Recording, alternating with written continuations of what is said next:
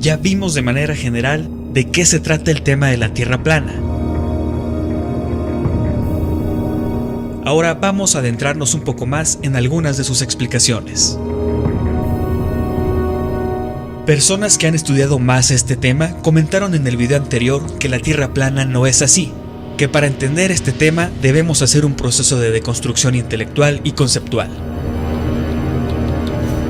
El consejo es no tratar de ubicarla dentro del universo que nos han mostrado toda la vida, pues no se sabe cómo es realmente.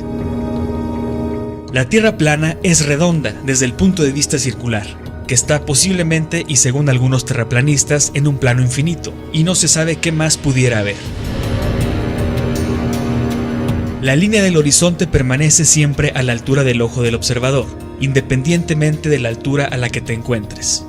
Así estés a nivel del mar, en una azotea, en un edificio, en la cima de una montaña o de un avión. Para muchas culturas antiguas que eran grandes observadores del cielo y de la naturaleza, la Tierra era plana. Los sumerios, los babilonios, los egipcios, los chinos, los hindúes, los mayas, entre otras. Cada una representaba la Tierra plana de forma distinta, aunque con algunas coincidencias. Pero fue alrededor del 240 a.C. que el astrónomo griego Eratóstenes ideó una forma de medir la circunferencia de la Tierra. Con su experimento, Eratóstenes llegó a dos conclusiones: que la Tierra es un globo y que el Sol está lo suficientemente distante como para que sus rayos sean esencialmente paralelos. Pero también con ese mismo experimento se puede probar la Tierra plana, con un Sol más cercano y más pequeño. Esto puede producir también una sombra de 7.2 grados con la misma facilidad. La idea de la esfera fue aceptada sin pruebas directas hasta el 1522 después de Cristo, cuando la única nave que sobrevivió a la expedición de Fernando Magallanes llegó al puerto tras haber realizado por primera vez una vuelta a la Tierra. Así se demostró en aquel entonces que la Tierra no era plana. Aunque viendo el modelo terraplanista actual, sí es posible hacer ese viaje. Pero no fue hasta la época actual, en el siglo XX, que supuestamente se pudo fotografiar la Tierra desde el espacio.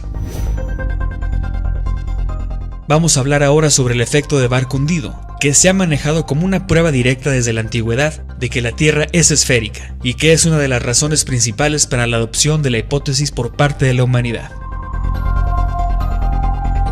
El efecto de barco hundido pasa cuando los cuerpos distantes parecen hundirse en la superficie de la Tierra. Si se ve un barco que se aleja y se pierde en el horizonte, entonces se cree que es por la curvatura de la Tierra.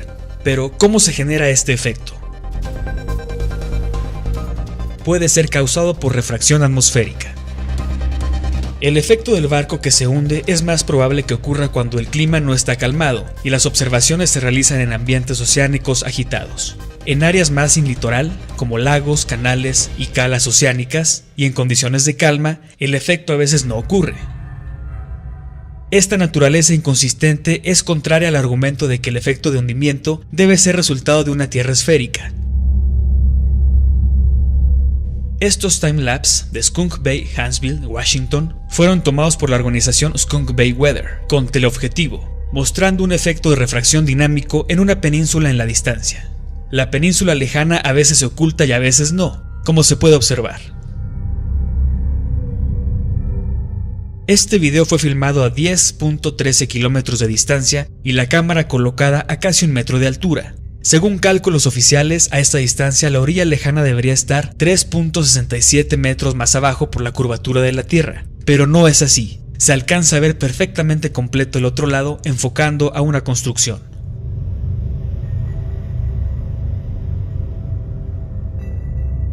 También el efecto de barco hundido es causado por límites a la resolución óptica.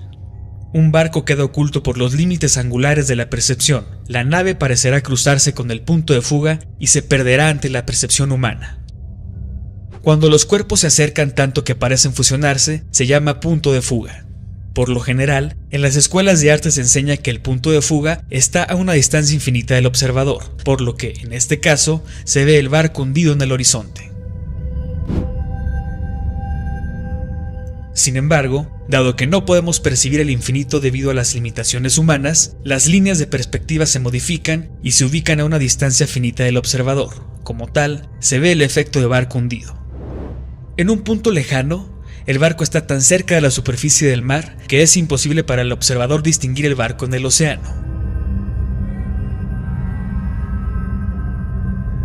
Sabemos que esta explicación es cierta porque hay informes de barcos medio hundidos que vuelven a aparecer completos al verlos con telescopios.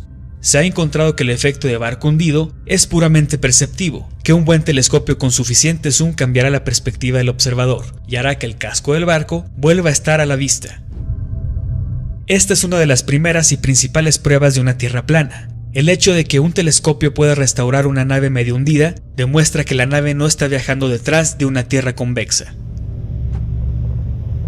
Cuando se mira por un telescopio se logra ver a largas distancias los barcos o costas, pero también esta herramienta tiene sus limitaciones, pues se mide en ampliación y aunque tenga un cierto alcance, llega a un punto donde ya no se logra ver, por lo mismo de la perspectiva y por refracción atmosférica. Por eso es imposible ver lo que pasa de un continente a otro. La puesta del sol tiene que ver con el efecto anterior. Aunque el sol está en todo momento por encima de la superficie de la Tierra, en la mañana parece ascender desde el noreste hasta la posición de mediodía, y desde allí descender y desaparecer, o ponerse en el noroeste. Este fenómeno surge de la operación de una ley de perspectiva simple y visible en todas partes.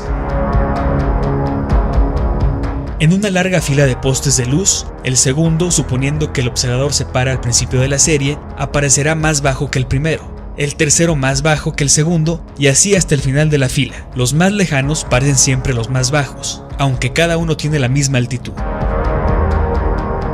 Esto explica cómo el sol desciende hacia el horizonte a medida que se aleja. Sin embargo, una vez que la parte inferior del sol se encuentra con la línea del horizonte, se intersectará con el punto de fuga y se perderá ante la percepción humana, ya que el camino cada vez más superficial del sol crea una tangente más allá de la resolución del ojo humano. Por lo tanto, esto coloca efectivamente al punto de fuga a una distancia finita del observador.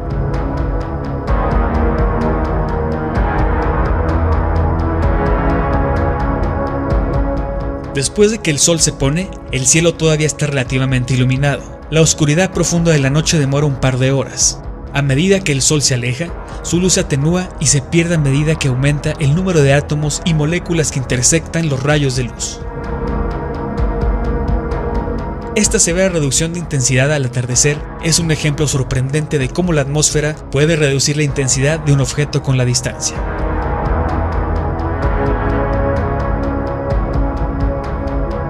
Lo mismo pasa con la estrella Polaris y las constelaciones cambiantes. Esta bajada de la estrella polar a medida que nos alejamos hacia el sur y el surgimiento de las estrellas en el sur a medida que nos acercamos a ellas es el resultado necesario de la ley visible en todas partes de la perspectiva, que opera entre la línea ocular del observador, el objeto observado y la superficie plana sobre la que se encuentra, y no tiene conexión ni relación alguna con la supuesta rotundidad de la Tierra. ¿Tú qué opinas? Si te gustó el video, suscríbete a Node, compártelo y no te pierdas los futuros videoreportajes.